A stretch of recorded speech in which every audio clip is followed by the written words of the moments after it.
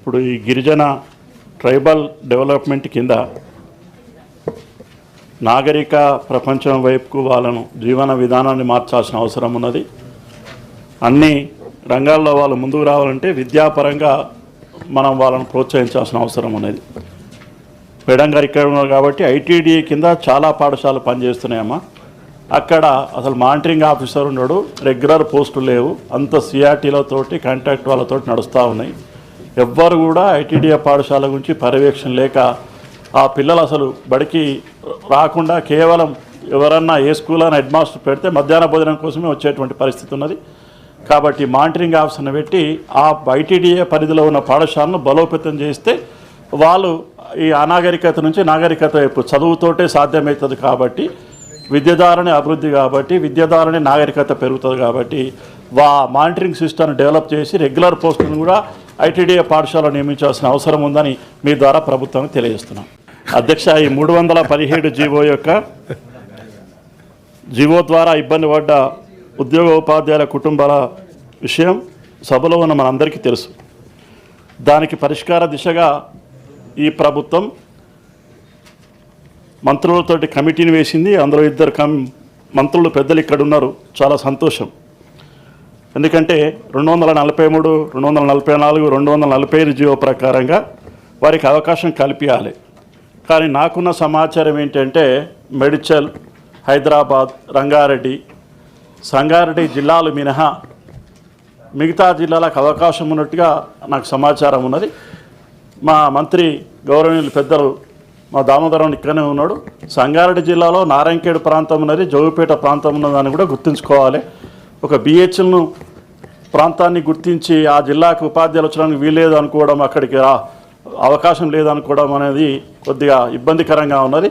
దయచేసి ఆ మినహాయింపు ఇచ్చే జిల్లాలో సంగారెడ్డిని కూడా మినహాయింపు ఇచ్చి ఆ జిల్లాలకు స్పౌజ్ కానీ పరస్పర బదిలీలు కానీ వచ్చేటట్టుగా అవకాశం కల్పించాలని ప్రత్యేకంగా మీ ద్వారా పెద్దలను కోరుతూ, అదే ఒకటే ప్లీజ్, సర్వీస్ ప్రొటెక్షన్ కూడా ఎప్పుడైతే 44, 45 జీవో ప్రకారంగా బదిలీ ఇస్తున్నామో వాళ్ళకి సర్వీస్ స్టాండింగ్ కూడా ప్రొటెక్షన్ ఇవ్వాల్సిన అవసరం ఉందని తెలియజేస్తూ ముగిస్తున్నాం. అధ్యక్ష, young India physical education and sports university of Telangana bill మీద మాట్లాడే అవకాశం ఇచ్చినందుకు మీకు ధన్యవాదాలు తెలియజేస్తూ, ఇప్పుడున్నటువంటి జీవన విధానం కావచ్చు, మన ఆహారపు అలవాట్లు, ఎక్కడికి వెళ్ళినా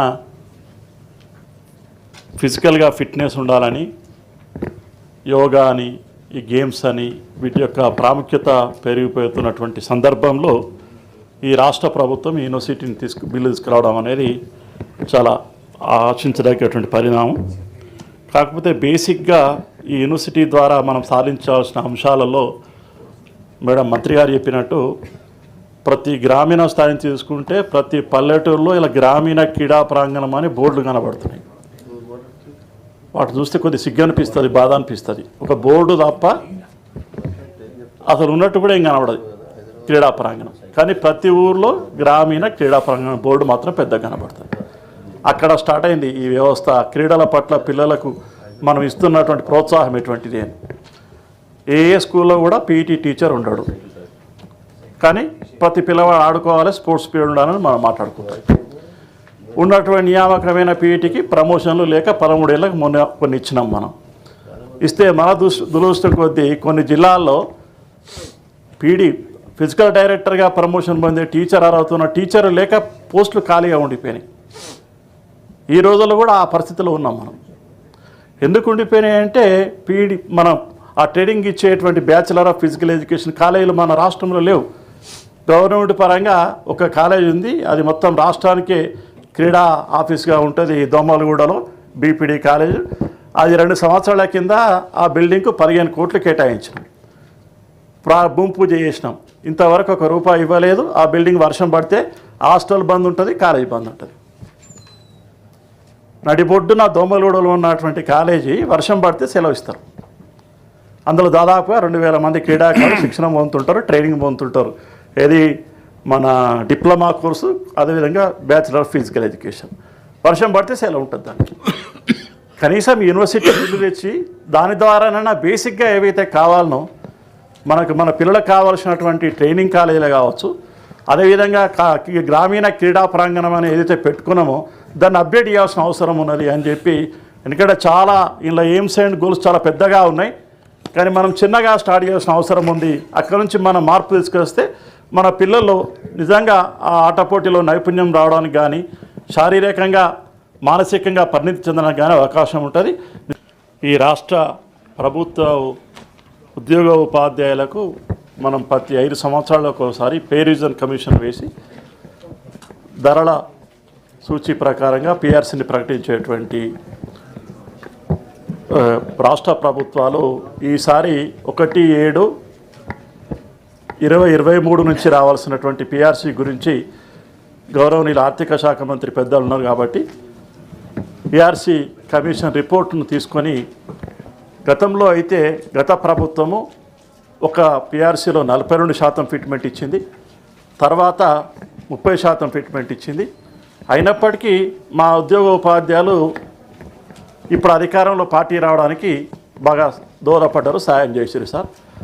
ఆ 2 ఫిట్మెంట్ల దృష్టిలో పెట్టుకొని వెంటనే కమిషన్ రిపోర్ట్ను తెప్పించుకొని మా ఉద్యోగ ఉపాధ్యాయులు సంతోషపడే విధంగా వెంటనే పిఆర్సీని, ఎందుకంటే దాదాపుగా 6 మాసాలు గడిచిపోయింది కాబట్టి తప్పకుండా ఆ దిశగా ఈ ప్రభుత్వం ఆలోచించి ఉద్యోగ ఉపాధ్యాయులకు పిఆర్సీ ప్రకటించాల్సిన అవసరం ఉందని మీ ద్వారా ప్రభుత్వానికి తెలియజేస్తున్నాను. నా అసలు ప్రశ్న ఏంటిదంటే సార్, 16 సంవత్సరాల నుంచి ఈ రాష్ట్రంలో ప్రతి మండలంలో ఒక మోడల్ స్కూల్ వ్యవస్థను నెలకొల్పుకున్నాం. ఆ 16 సంవత్సరాల నుంచి ఇప్పటి వరకు కూడా ఒక కొత్త పోస్ట్ నియామకం కానీ ప్రిన్సిపాల్ పోస్ట్ నియామకంగా జరగలేదు. ఏదైతే ఈ ప్రభుత్వం 11,000 మంది ఉపాధ్యాయుల నియామకం కానీ 10 సంవత్సరం 6,000 పోస్టులు డిఎస్సి నింపుతాం అనేటువంటి మాట ఏదైతే మాట్లాడుతున్నదో దానికి అదనంగా మోడల్ స్కూల్లో కూడా 34% పోస్టులు ఖాళీగా ఉన్నాయి. దయచేసి మోడల్ స్కూల్లో కూడా కొత్త రిక్రూట్మెంట్ వ్యవస్థను ప్రారంభించి ఆ ఖాళీలను భర్తీ చేయాల్సిన అవసరం ఉందని చెప్పి మీ ద్వారా మంత్రి గారి దృష్టి తీసుకొస్తూ ధన్యవాదాలు సార్. ఈ రాష్ట్ర ఉద్యోగ ఉపాధ్యాయులకు సంబంధించి ఈ కుబేర్లో చాలా వరకు పెండింగ్లో ఉన్నాయి. ప్రత్యేకించి రిటైర్ అవుతున్నటువంటి ఉద్యోగ ఉపాధ్యాయులకు ఇంతవరకు ప్రభుత్వము ఏ ఒక్కరికి కూడా ఆ రిటైర్మెంట్ బెనిఫిట్స్ ఇవ్వలేకపోయింది. అవన్నీ ఈ కుబేర్లో ఉన్నాయి. అదేవిధంగా ప్రభుత్వ ఉపాధ్యాయులు వారి జీపీఎఫ్ ఖాతాలో ఉన్నటువంటి వాటిని రిటైర్మెంట్ తర్వాత వచ్చే మొత్తాన్ని కానీ తర్వాత వాళ్ళు తీసుకున్న పార్ట్ ఫైనల్స్ కూడా పెండింగ్లో ఉన్నాయి. కాబట్టి ఆ రకంగా పెండింగ్ బిల్లు అన్నిటినీ ప్రభుత్వం వెంటనే చెల్లించాలని చెప్పి మీ ద్వారా నాకు ఇచ్చినటువంటి పిటిషన్ మీకు సమర్పిస్తూ తెలియజేస్తాను. ఒక్కొక్క గురుకుల పాఠశాలలో 1000 నుంచి 2,000 మంది పిల్లలు. ఒక్కసారి బయట పిల్లలకు ఇటువంటి ఇబ్బందులు జరుగుతలేవా మన ఇళ్ళలో ఉన్న పిల్లలకు? ప్రైవేట్ పాఠశాల పోతున్న ఆటో బోల్తా పడి 4 పిల్లల మృతి. దాని గురించి చర్చ జరిగేది ఏంటిది? ఒక గురుకుల పాఠశాలలో ఒక పిల్లవాడు ఆ పూట ఆహారం బాగాలేకనో ఇలా అస్వస్థతకు గురైతే ఇంత బ్రహ్మాండమైన చర్చ. ఇది 15 రోజులకు ఒక వార్త వస్తుంది, ఆటో బోల్తా 4 మృతి అని. ఇట్లా చాలా రకాల లిఫ్ట్లో ఇరుక్కుపోయి ఎల్కేజీ పాప చనిపోయింది హైదరాబాద్లో ఒక ప్రైవేట్ స్కూల్లో. ప్రైవేట్ స్కూల్ అయింది, లిఫ్ట్ ఉన్న ఫ్లోర్లో బడి పెట్టడం ఏంది, లిఫ్ట్లో పాప ఇరుక్కుపోయి చనిపోవడం ఏంది?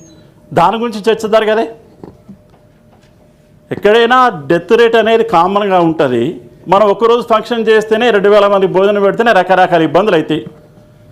నేను ఎందుకు చెప్తున్నా అంటే మా టీచర్ల పరంగా, గురుకుల టీచర్ల పరంగా మాట్లాడుతున్నాం. మీరు అందరూ వ్యవస్థ పరంగా, భోజన పరంగా, భవనాల పరంగా మాట్లాడితే నేను విద్యాపరంగా మాట్లాడదామని ఈ అవకాశం తీసుకున్నా. ఎంత మానసిక ఆందోళనకు గురవుతున్నారు మా టీచర్లు అంటే గురుకుల పాఠశాల పనిచేసేటోళ్ళు. రాజకీయ పార్టీల పరంగా మన మధ్య ఉన్న పోటీ వాతావరణం ఇప్పుడు అక్కడి దాకా వేయింది. రోజు ఒక అధికారి వస్తున్నాడు, సార్ మాకు పాఠం చెప్పనిస్తలేరు, మాకు నిద్ర పోతలేదు, ఎప్పుడు మా ఇంటికి పోతామా, ఎప్పుడు మనం సస్పెండ్ చేస్తారో తెలుస్తలేదు అనే మాటకు వచ్చారు మా టీచర్లు. వాళ్ళని కూడా దృష్టిలో పెట్టుకోవాలి కదా. పేద బడుగు బలహీన మైనార్టీ విద్యార్థులు కూడా నిజంగా ఆత్మస్థైర్యాన్ని కోల్పోతున్నారు, భయాందోళనకు గురవుతా ఉన్నారు. ఎక్కడో ఒక చిన్న చర్చ జరిగితే దాన్ని రాజకీయాల పార్టీల పరంగా ఏ పార్టీ అయినా సరే రాద్ధాంతం చేయడానికి బాగుండదని, దాన్ని ఎట్లా నివారించాలి, దానికి ఏం చర్యలు తీసుకోవాలని దాని గురించి మనం మాట్లాడితే బాగుంటుంది. కానీ విమర్శలు ప్రతి విమర్శలు చేసుకుంటే దాన్ని రూపమాపడానికి అవకాశం ఉంటుంది. ఒక కళాశాల 2,000 మంది పిల్లలు, ఇలా 888 బాసరులో 6,000 మంది పిల్లలు. పూటకు 6,000 మందికి భోజనం పెట్టాలి, బ్రేక్ఫాస్ట్ పెట్టాలి, కాఫీ ఇవ్వాలి, ఈవినింగ్ స్నాక్స్ ఇవ్వాలి. ఎక్కడో ఒక ఇబ్బంది జరిగితే ఇక దాన్ని మనం భూతత్వాన్ని పెట్టి చూస్తే ఎట్లా? వాళ్ళను మనం ఆత్మస్థైర్యాన్ని నింపి మంచిగా నడిపేట్టుగా వేసే ప్రయత్నం చేయాలి. 15,000 ఇచ్చే మా కేజీబీ సోదరిమణులు, ఇది సందర్భం కాకుండా చెప్తున్నా మా మంత్రివర్యులకు, 36 మంది గత గవర్నమెంట్ ఉన్నప్పుడు సస్పెండ్ అయ్యారు సార్. ఇటువంటి చిన్న చిన్న కారణాలతోటి నేను ఒక సంవత్సరంన్నర ప్రయత్నం చేస్తే 9 మందికి రీఇన్స్టిట్యూట్ చేసిండ్రు, ఇంకా 24 మందికి వేయలే. వాళ్ళకి ఇచ్చే జీతం 15,000. అంతా పేద బడుగు బలైన వర్గాల అమ్మాయిలు వాళ్ళు కేజీబీలో పనిచేస్తారు. ఏం కారణం అంటే అక్కడ ప్రజాపతి పడకున్నా గొడవే, వాడు చెప్పినట్టు వినకున్నా ఇటువంటి చిన్నదాన్ని పెద్ద చేసి చూపించడం. కాబట్టి మనము ఆ పిల్లల్లో పేద బడుగు బలహీన మైనారిటీ విద్యార్థులు బాగా చదువుకోవాలి, వాళ్ళకు భోజన పరంగా కొద్ది ఇబ్బంది ఉంటుందని చెప్పి రెసిడెన్షియల్ స్కూల్ పెట్టాం. ఆ రెసిడెన్షియల్ స్కూల్లో పెట్టినప్పుడు వాళ్ళు సమాజానికి పనికొచ్చే పౌరులాగా ఎదగాలని, వాళ్ళు మనలాగా సామాజిక పరంగా, ఆర్థిక పరంగా, రాజకీయ పరంగా కుటుంబాలు ఎదగాలనే ఉద్దేశంతో పెట్టిన రెసిడెన్షియల్ స్కూళ్ళ మీద అందరం పాజిటివ్గా ఆలోచిస్తే బాగుపడుతుంది వ్యవస్థ. కానీ ఎవరికి వారు కోడిగుడ్డు మీరు ఎంటికలు వీక్తామంటే మాత్రం ఆ వ్యవస్థకు చాలా కష్టం. పనిచేసే వాళ్ళైతే ఆత్మస్థైర్యాన్ని కోల్పోతున్న విషయాన్ని మీ ద్వారా తెలియజేస్తున్నాం. చాలా తప్పకుండా మనం ఆ విషయంలో లాస్ట్ పీరియడ్ అయిపోయింది సార్. నాకు ఎప్పుడు లాస్ట్ పీరియడ్ ఇస్తారు మీరు? ఉన్నారా? డ్రిల్ పీరియడ్ అనుకోండి, లాస్ట్ పీరియడ్ అని. అయితే కాబట్టి దయచేసి మనం ఆ రకంగా ఆలోచించకుండా గురుకుల పాఠశాల వ్యవస్థలో వచ్చినటువంటి మార్పును, ఎందుకంటే వ్యవస్థాపరంగా ఆ పిల్లలు, ఆ కుటుంబాలకు అవసరమైన పాఠశాల సంఖ్య పెరిగింది, వాళ్ళకి నాణ్యమైన విద్యను అందించాల్సిన అవసరం ఉందని తెలియజేస్తూ, పాఠశాల మౌలిక వసతుల విషయంలో సార్ నేను మండల విద్యాశాఖ అధికారిగా ఉన్నప్పుడు ఒక స్టేట్ లెవెల్ ఒక సెమినార్లో పాల్గొన్న, ప్రభుత్వం తరఫున నిర్వహిస్తే మా ఉమ్మడి మెదక్ జిల్లా నుంచి నేను ఒక్కనే అటెండ్ అయినా, నాకు వచ్చింది అవకాశం. అప్పటి నుంచి ఇప్పటిదాకా చెప్తా ఉన్నాం సార్. 18 ఏళ్ళు అయింది. టాయిలెట్స్ విషయం ఫస్ట్ పాఠశాలకు పోయినప్పుడు ఏ అధికారి కానీ ఎవరు కానీ టాయిలెట్స్ ఉన్నాయని అడుగుతారు. మీ పీరియడ్ అయిపోయింది. ఒక్కటే సార్, ఒక్కటే 6 నిమిషం అని అడుగుతారు సార్. నేను అప్పటికి ఇప్పుడు సూచన చేస్తున్నా sir, all toilets under one roof. ఏమవుతుంది, పాఠశాలలో ఎంత ఓపెన్ ప్లేస్ ఉంటుందో ఒక మూలకు ఒకటి, ఒక స్కీమ్లో ఒకటి వచ్చింది, ఓ మూలకు కడతారు. ఇంకో స్కీమ్లో 2 టాయిలెట్స్ వచ్చినాయి, ఇంకో మూలకు కడతారు. దానికి దీనికి రన్నింగ్ వాటర్ ఎప్పటిదాకా ఉంటుందంటే మార్చ్ పరీక్ష హాలిడే సెలవు, వేసే సెలవు వచ్చేదాకా ఉంటుంది. సెలవులకు బడి తాళం వేసిపోతారు, కాంపౌండ్ వాళ్ళు ఉండరు, ఎవడో వస్తారు, దాని వ్యవస్థను ఖరాబ్ చేస్తారు. మళ్ళీ జూన్ నుంచి అది పనిచేయని బాత్రూమ్గా మారిపోతుంది. ఒకటే డోరు, ఒకటే అండర్ వన్ రూఫ్ బాత్రూమ్స్ కడితే ఆ పాఠశాలకు అనుగుణంగా పాత అన్ని తీసేస్తే రన్నింగ్ వాటర్ ఉంటుంది, ఈజీగా మెయింటైన్ చేయడానికి అవకాశం ఉంటుంది.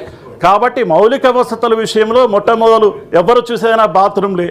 ఇక పాఠశాల పరంగా మంచి తరగతిగా ఉన్నాయి, బ్రహ్మాండమైన బిల్డింగ్లు ఉన్నాయి. ఏవైతే గురుకుల పాఠశాలలు లేవో అవి ప్రభుత్వ పాఠశాలకు బ్రహ్మాండంగా ఉన్నాయి. దురదృష్టం ఏంటంటే అక్కడ పిల్లలు ఉన్నారు, ఇక్కడ పిల్లలు లేరు. అయినా అదే వ్యవస్థను డెవలప్ చేసుకుంటూ పోతే, అదే సంఖ్యను పెంచుకుంటూ పోతే ఇంకా పరిస్థితి ఎట్టుంటుందో ఒకసారి ఆలోచించాల్సిన అవసరం ఉందని తెలియజేస్తూ, అంత బడ్జెట్ను ఆ బిల్డింగ్ల రూపకల్పనకు నిర్మాణానికి బడ్జెట్ను మనం మీట్ అవుతామా కూడా ఆలోచించాల్సిన అవసరం ఉందని తెలియజేస్తూ ఈ అవకాశం ఇచ్చిన మీకు ధన్యవాదాలు. మన విద్యాశాఖకు సంబంధించి సర్వశిక్ష అభియాన్లో దాదాపు 20,000 మంది కాంట్రాక్ట్ బేస్లో పనిచేస్తున్నారు. మన ప్రభుత్వం ఇచ్చిన హామీ మేరకు వారికి ప్రజాప్రభుత్వం రాగానే రెగ్యులర్ చేస్తామనే హామీని ఇచ్చి వారిలో ఆశలు నింపి ఉన్నాం. వారు 1 సంవత్సరం కాలం గడిచింది కానీ ఇంకా మాకు రెగ్యులరైజ్ కాలేదు. కాబట్టి ప్రభుత్వం దృష్టికి ఈ సమస్యను తీసుకొచ్చే విధంగా గత 6 రోజుల నుంచి 33 జిల్లా కేంద్రాల్లో ధర్నా నిర్వహిస్తూ ఉన్నారు. తద్వారా వ్యవస్థ కొంత ఇబ్బంది ఏర్పడుతున్నది. వాళ్ళ కోరిక కూడా సమంజసమైన కోరికనే కాబట్టి తప్పకుండా వారికి రెగ్యులరైజేషన్ అవసరం ఉందని మీ ద్వారా ప్రభుత్వం దృష్టి తీసుకొస్తూ వాళ్ళకి కనీసంగా 16,000 జీతం నుంచి 25,000 జీతం ఇస్తున్నాం మనం.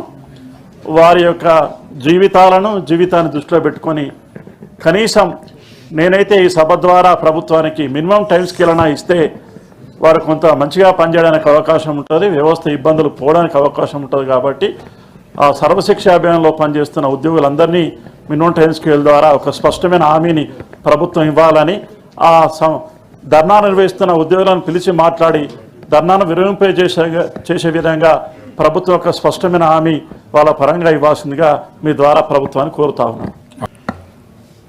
రాష్ట్ర ప్రభుత్వ పరిపాలన విధానం కానీ నిర్వహణ పద్ధతి కానీ పూర్తిగా రాష్ట్రంలో ఉండేటువంటి ఉద్యోగుల మీద ఆధారపడి ఉంటుంది. ఇప్పుడు రాష్ట్రంలో ఉన్నటువంటి ఉద్యోగ ఉపాధ్యాయులు సిపిఎస్ కంట్రిబ్యూటరీ పెన్షన్ స్కీమ్లో కనీసం 30 నుంచి 40 సంవత్సరాలు సేవ చేసిన తర్వాత పెన్షన్ పట్ల గతంలో ఏదైతే ఉద్యోగ భద్రత, జీవిత భద్రత అనుకొని ఉద్యోగంలో చేరి ఉన్నారో ఆ భద్రత లేకుండా ఇప్పుడు కేంద్ర ప్రభుత్వం చేత జారీ చేయబడ్డ ఆదేశాల ప్రకారం రాష్ట్రాలకు పూర్తి స్వేచ్ఛనిచ్చినప్పటికీ మన రాష్ట్రం ఉమ్మడి ఆంధ్రప్రదేశ్ ఉన్నప్పుడు ఓపీఎస్ సిస్టమ్ రద్దు చేసి సిపిఎస్ని ఎంపిక చేసుకున్న విధానం మీకు తెలియంది కాదు. ఈ సిపిఎస్ అనేది అన్ని ఉద్యోగ సంఘాలు, ఉపాధ్యాయ సంఘాలు అన్ని రాష్ట్రాల్లో పెద్ద ఎత్తున నిరసన వ్యక్తం చేసినాయి. ఢిల్లీలో కూడా మన రాష్ట్రానికి సంబంధించిన ఉద్యోగ ఉపాధ్యాయ సంఘాలు కూడా జంతర్ మంతర్ వద్ద ధర్నా చేసినాయి. వీటన్నిటికీ కేంద్ర ప్రభుత్వం ఏం చేసిందంటే 2003 వరకు నియామక ప్రక్రియ పూర్తయి ఉండి ఎవరైతే ఉత్తర్వులు పొంది ఉండలేదో వాళ్ళందరినీ పాత పెన్షన్ విధానం చాలని మెమో నంబర్ 57ను జారీ చేసింది. దాని సారాంశం ఏంటిదంటే 57 అప్పటి వరకు నియామక ఉత్తర్వులు పొందాక పూర్తి స్థాయిలో అన్ని సెలెక్టెడ్ అభ్యర్థులందరినీ పాత పెన్షన్ స్కీమ్లోకి తీసుకురావాలి. అదేవిధంగా అప్పటి వరకు 10% ఏదైతే కాంట్రిబ్యూషన్ వాళ్ళు కలెక్ట్ చేసుకున్నారో అది వాళ్ళ అకౌంట్లో తీసుకుపోవాలి. అదేవిధంగా ప్రభుత్వం ఏదైతే 10% ఉద్యోగి కడితే 10% ప్రభుత్వం కడుతుంది సిపిఎస్లో, అది కూడా తిరిగి రాష్ట్ర ప్రభుత్వాలకు ఇవ్వాలని చెప్పి ఆ ఉత్తర్వు యొక్క సారాంశం. అట్లా మీరు కనీసము పూర్తి స్థాయిలో మన మేనిఫెస్టోలో ఏం పెట్టినామంటే పూర్తి స్థాయిలో ఈ రాష్ట్రంలో పాత పెన్షన్ విధానం ఉంటుంది, సిపిఎస్ రద్దు చేస్తామని చెప్పినాం. ముందుగా కనీసం 57 ఉత్తర్వులన్నా కేంద్రం ఇచ్చిన ఉత్తర్వులను అమలు చేసినట్టయితే మనకు జరిగే లాభం ఏంటిది రాష్ట్ర ప్రభుత్వానికంటే ఆ 10% కింద దాదాపు 2200 కోట్లు ఈ రాష్ట్ర ప్రభుత్వానికి తిరిగి వచ్చే అవకాశం ఉన్నది. అది కూడా ఆర్థికంగా ఇప్పుడున్న పరిస్థితిలో కొంత వెసులుబాటు జరుగుతుంది. కాబట్టి దయచేసి పూర్తి స్థాయిలో తర్వాత దశల వారీగా పాత పెన్షన్ విధానానికి ఈ ఉద్యోగులను, ఉపాధ్యాయులను తీసుకొచ్చినా సరే, కానీ మొదటి దశలోనైనా ఆ 2003 వరకు ఉన్నటువంటి ఉద్యోగులను కేవలం 3000 చిల్లర మంది ఉంటారు సార్, వాళ్ళకన్నా పాత పెన్షన్ విధానం తీసుకురావాల్సిందిగా మీ ద్వారా సభను గౌరవనీయులైన మంత్రి గారికి ప్రత్యేకంగా విన్నవిస్తూ సెలవు తీసుకుంటున్నాను. ధన్యవాదాలు. మూతబడినటువంటి 6000 పాఠశాలకు సంబంధించి తిరిగి ప్రారంభించినట్టయితే ప్రభుత్వానికి ఆర్థిక భారం ఉండదు అధ్యక్ష. ఎందుకంటే ఆల్రెడీ అక్కడ పాఠశాల ఉంది, వ్యవస్థాపరంగా మంచినీటి వసతి ఉంది, తర్వాత ఎలక్ట్రిసిటీ ఇప్పుడు మన ప్రభుత్వం ఫ్రీగా ఇస్తుంది అన్ని పాఠశాలకు. కేవలం ఒక ఉపాధ్యాయుని నియమించవలసిన అవసరం ఉన్నది. మొన్నటి 11,000 పోస్టులు నియామకం అయినప్పుడు కొన్ని పాఠశాలలు నిజంగా మనకు తెలిసో తెలియకుండా కానీ టీచర్ పోస్టులు అలాట్ అయినాయి కొన్ని జిల్లాల. అక్కడ పిల్లలు 15-20 మంది వచ్చి ఇప్పుడు చదువుకుంటున్న సందర్భాన్ని కూడా మీ ద్వారా ప్రభుత్వానికి తెలియజేస్తున్నాం. గతంలోనేమో పిల్లలు ఉంటే టీచర్లు ఇచ్చేవారు, ఇప్పుడు టీచర్ ఉంటే పిల్లలు వచ్చే పరిస్థితి. కాబట్టి టీచర్ల రిక్రూట్మెంట్ చేసి మనం ఆ బడిలో ఆ లోకల్ ప్రజాప్రతినిధి కనుక సమాచారం ఇచ్చినట్టయితే తప్పకుండా పాఠశాల ప్రారంభించడానికి అవకాశం ఉంటుంది. ఆ దిశగా ప్రభుత్వం ఆలోచించాలని చెప్పి మీ ద్వారా కోరుతూ, అమ్మ ఆదర్శ కమిటీల ద్వారా మనం కొంత బడ్జెట్ అలొకేషన్ చేసి ఏప్రిల్, మే, జూన్లో కొంత పాఠశాలల మౌలిక వసతుల గురించి ప్రయత్నం చేసినాం. దాన్ని తిరిగి కొనసాగించి కొత్తగా అవసరమైన పాఠశాలను గుర్తించాల్సిన అవసరం ఉందని కూడా మీ ద్వారా ప్రభుత్వానికి తెలియజేస్తూ, తప్పకుండా విద్యాపరంగా చాలామంది సభ్యులు మాట్లాడినట్టు అన్ని రోగాలకు మందు ఏంటంటే విద్యనే. ఏదైతే మనం ఇంకా 27% బిలో పావర్టీ లైన్ ఉన్నామనుకుంటున్నామో ఆ పిల్లలు ప్రభుత్వ పాఠశాలలో ఉన్నారు. వాళ్లకు ప్రభుత్వ పరంగా ఒక నాణ్యమైన విద్యను అందించినట్టయితే ఆ పిల్లలు సమాజానికి పనికొచ్చే పౌరులుగా తయారవుతారు, మన ప్రాంతానికి, దేశానికి, రాష్ట్రానికి పనికొచ్చే వ్యక్తులుగా తీర్చిదిద్దబడతారు. ఆ రకంగా అన్ని కుటుంబాలు బిలో పావర్టీ లైన్ నుంచి ఎబోవ్ పావర్టీ లైన్ రావాల్సిన అవసరం ఉంటుంది. కాబట్టి ఏ ప్రభుత్వమైనా విద్యాపరంగా శ్రద్ధ తీసుకున్నట్టయితే అభివృద్ధి పొందిన సమాజం